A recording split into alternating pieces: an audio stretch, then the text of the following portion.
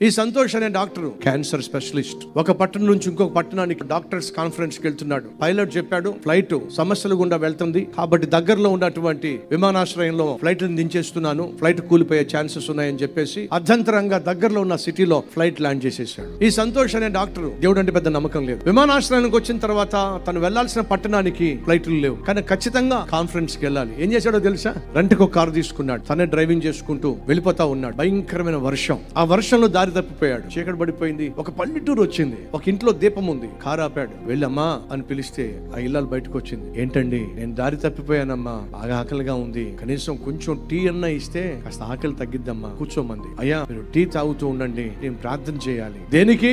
నాకు ఒక సమస్య ఉందయ్యా, ప్రార్థన చేసుకోవాలి. దేవుడు నమ్మడుగా? సరే చేసుకోమా, ప్రార్థన చేసుకో. పక్కనే మంచం ఉందన్న, మంచం మీద ఓ పిల్లాడు ఉన్నాడండి, మోకరించి ప్రార్థన చేస్తుందండి. ఏమని తెలుసా? అయ్యా చిన్న పిల్లాడు క్యాన్సర్ తో అల్లాడిపోతున్నాడు. నేను హాస్పిటల్ కి తీసుకెళ్తే వాళ్ళు ఏం చెప్పారో తెలుసా? అమ్మా ఈ క్యాన్సర్ మేము నయం చేయలేం, ఒకే ఒక్కడు నయం చేయగలడు. ఎవరో డాక్టర్ సంతోష్ అంట, ఆయన క్యాన్సర్ స్పెషలిస్ట్ అట, ఆయన పెద్ద పట్టణంలో ఉంటాడట. అతని దగ్గరికి తీసుకెళ్లే దారి నాకు లేదు. ఏం చేస్తావో నాకు తెలియదయ్యా, ఆ సంతోష్ అనే డాక్టర్ గారిని మాకు పరిచయం చేయ్యా. ప్రార్థన చేస్తుందండి. టీ తాగేవాడు కాస్త ఆ కప్పు పక్కన పెట్టేశాడండి. ఈయన పేరేమిటి? సంతోష్. ఏమి స్పెషలిస్ట్?